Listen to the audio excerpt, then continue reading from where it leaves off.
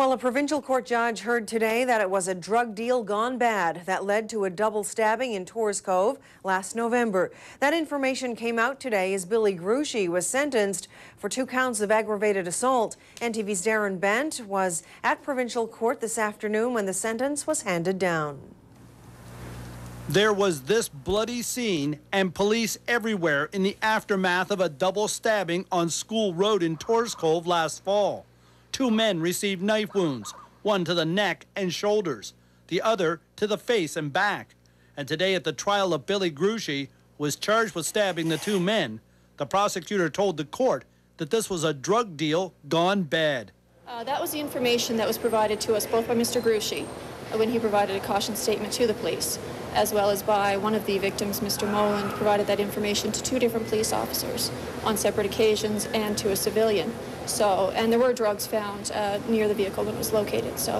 The 2 victims, who were uncooperative with the prosecution and police, drove to Mr. Gruchy's home in Torres Cove last November with $24,000 in cash to buy marijuana.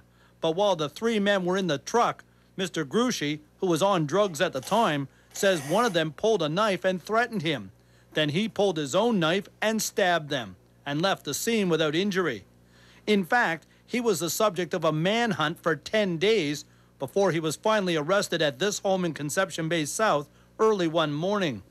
Both the Crown and defense agreed that 2 years in jail plus 1 year credit for time served would be sufficient. The judge agreed and then added 6 months for other charges involving fraud. Prosecutor Tanis King says it was a scary time for residents of Torres Cove. It's certainly not something that's expected in small communities. I suspect the community was very traumatized by the situation. And there was a period of time where they were unaware of the circumstances, did not know what had happened in their own backyard. So I think it was fairly clear that there was some serious trauma that came out of this. But it is a very unusual situation as far as I'm aware. Ms. King says the victims were uncooperative and that a conviction would have been difficult if the matter had gone to trial, but says Mr. Gruchy did cooperate. At court today, Mr. Gruchy apologized to the victims and his family for the heartache and trouble he's caused.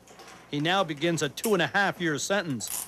The judge said she hopes Mr. Gruchy gets over his drug addiction. If not, he faces a miserable life ahead. Darren Bent, NTV News.